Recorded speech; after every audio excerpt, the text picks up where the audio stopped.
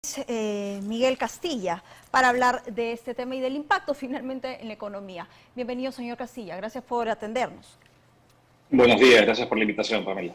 Bueno, sobre esta advertencia, y quisiera que la explicación sea no tan técnica, sino en sencillo, para quienes nos escuchan esta mañana y puedan entender cómo va a impactar finalmente en nuestra economía. En un momento en que la inflación podría alcanzar un porcentaje nuevamente de alarma, ¿qué significa eso? ¿En qué se traduce? A ver, creo que se traduce, para hablarlo lo más sencillo, es que si el precio del pollo hoy cuesta 9 soles, a raíz de esta medida cortesía de un Congreso irresponsable va a costar 12 soles.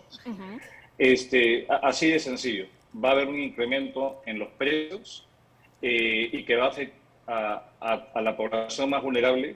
Y acá, escuchando el reporte que ustedes han hecho antes de reportaje, ahí los congresistas mienten con descaro, porque dicen que afectan a todos los trabajadores. Repito, solamente una porción mínima son afiliados a las AFPs. Los trabajadores formales, menos de un 30% de la población económicamente activa. Y de estos, la mayoría ya sacaron sus cuentas, sus saldos. Tienen saldo cero, no hay nada que sacar ahí. Entonces, a través de demagogia, digamos, comentarios que son, digamos, falsos, engañan a la población y esto genera no solamente inflación, sino también genera incremento de las tasas de interés, como se ha dicho. ¿Esto qué significa? De que probablemente van a penalizarnos las agencias calificadoras de riesgo, el Perú es un país más riesgoso. ¿Y qué significa esto? Que las hipotecas que pagamos todos, que los créditos de consumo, que los créditos vehiculares van a ser más costosos. Van a ser más costosos. Y por último, y para echar más leña al fuego, esto va a significar probablemente presiones al tipo de cambio. El tipo de cambio va a perder valor y esto significa que los bienes importados, que son la mayoría de la canasta básica, se van a encarecer. Entonces, esto es una mala medida, irresponsable y va a traer consecuencias al país, lamentablemente. Claro, porque el mercado dice, bueno, si la gente tiene más plata en el bolsillo, significa que puede gastar un poco más, entonces los precios comienzan a subir.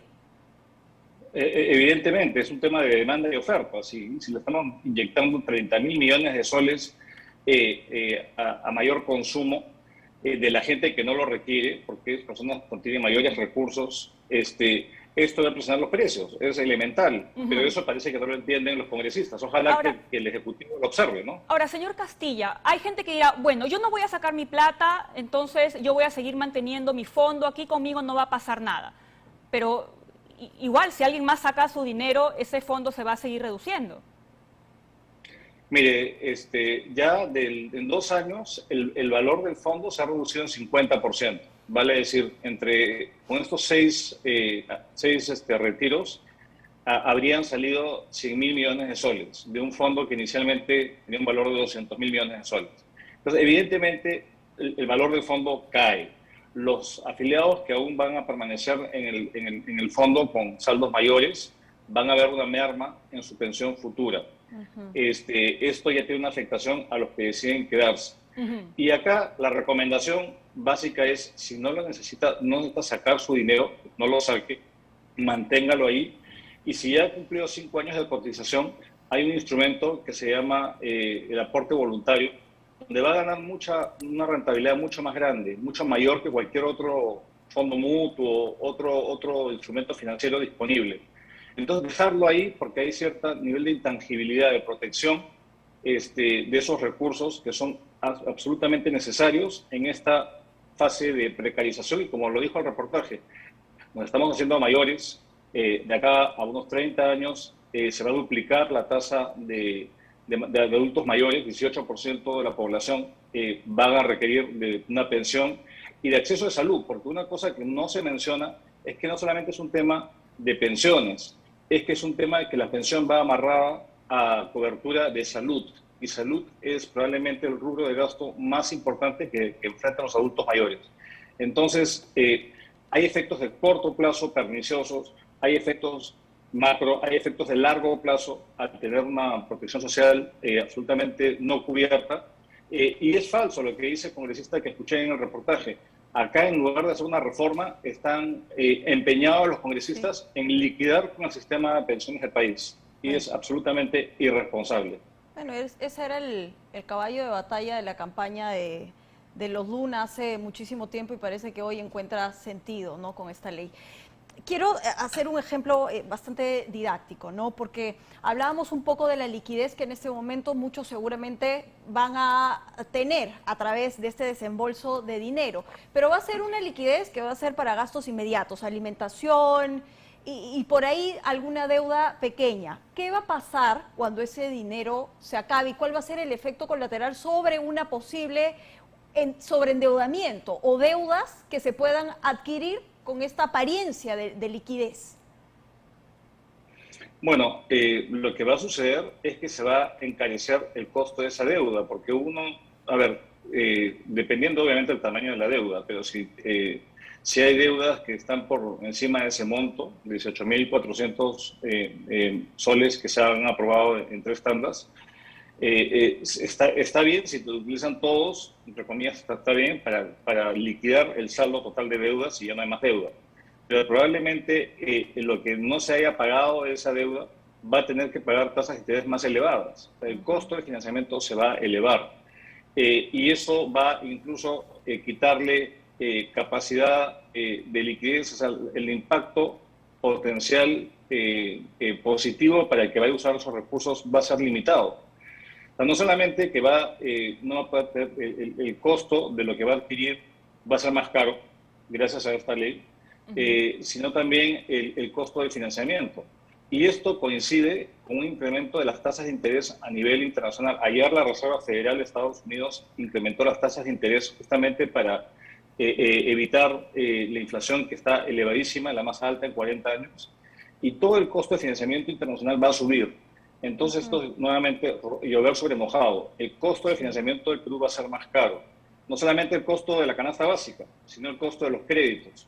Y medidas como esto va a subir. Ya de hecho, para el gobierno que emite bonos para financiar su déficit, su gasto, va a ser mucho más caro fondearse. Y eso obviamente se traslada al resto de la economía.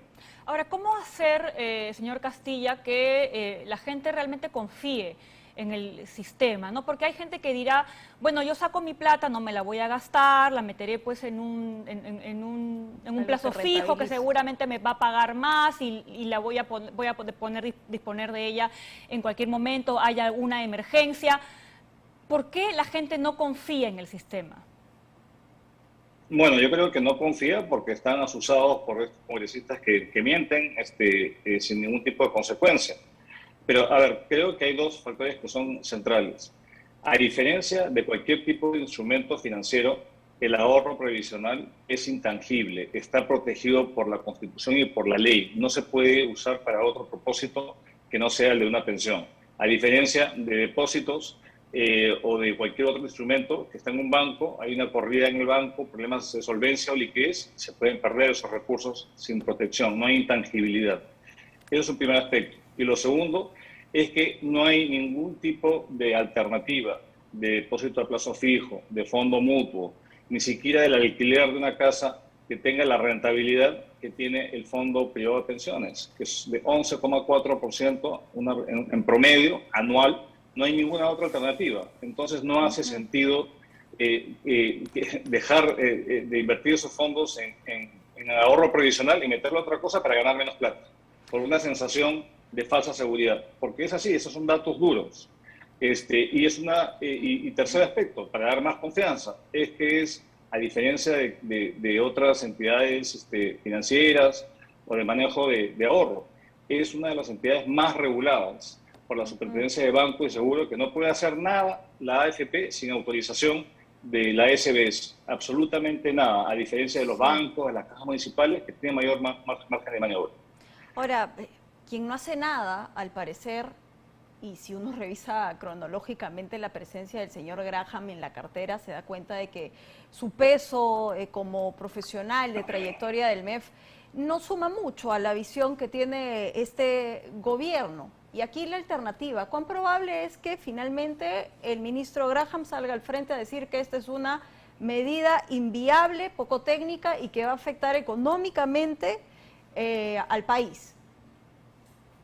Yo creo que ya lo ha dicho no solamente él, sino el Banco Central, la SBS, hasta la OCDE. se ha pronunciado en contra de esa medida y ha recibido, digamos, no lo han escuchado en el Congreso. Yo creo que el ministro Graham, lamentablemente, ahorita es una persona y un equipo que están aislados y que no recibe un factor que es clave para el éxito de una gestión como ministro de Economía, que es el respaldo del presidente de la República. Y el respaldo, obviamente, y la consistencia de acción de sus miembros en el gabinete. Esto es lamentable y de hecho se está percibiendo en el mercado. En el mercado ya se comienza a apostar por la salida del ministro ante lo que usted describe, lo cual creo que sería una pérdida muy, muy grande para el país, porque hasta ahora, pese a todos los problemas que ha tenido este gobierno, quizás lo más destacable ha sido el manejo macroeconómico, tanto en el Banco Central como en el MEF. Y de esta forma estaría, digamos, petardeando el último bastión de racionalidad en el gobierno, y ahí estaríamos absolutamente a la deriva. Si sale Graham, ¿quién podría entrar? Probablemente alguna persona de Perú Libre, ideologizado, sin experiencia, y ahí sí vamos rumbo, digamos, al abismo sin ningún tipo de amortiguamiento, lamentablemente. Ahora, si el Ejecutivo logra de alguna manera observar esta norma, el Congreso igual la va a promulgar con o sin observaciones. ¿Qué se podría hacer, ya sea desde la sociedad civil o algunos otros congresistas que de repente sean un poco más sensatos frente al Tribunal Constitucional, por ejemplo, para poder de alguna manera evitar, ¿no?, lo que esto pueda provocar? Yo creo que la opción está de ir al Tribunal Constitucional porque estos recursos son intangibles, no se pueden utilizar para otro uso que no sea el de la pensión. Entonces, evidentemente hay esa posibilidad, pero siendo realista va a ser muy impopular, porque obviamente el Congreso ha votado 107 votos a favor, y esto han habido ya acciones de inconstitucionalidad que han sido cursadas al Tribunal Constitucional, va a depender de ellos, que las valoren, pero acá creo que estamos cayendo en un cortoplacismo inmediato. Yo creo que al final hay que apelar a la conciencia y la responsabilidad de los afiliados, que son los dueños de sus recursos. Entonces, ponerse la mano al pecho y decir, si no necesito estos recursos, y dado que hay estas consecuencias adversas, bueno, mantengo lo que pueda mantener en el fondo, porque nadie obliga, es facultativo, no es obligatorio. Y si finalmente decide retirar algo, bueno, manténganlo en un instrumento que es mucho más flexible, mucho más líquido, pero que le da la protección de tener un rendimiento más alto y un manejo profesional por parte de las AFPs.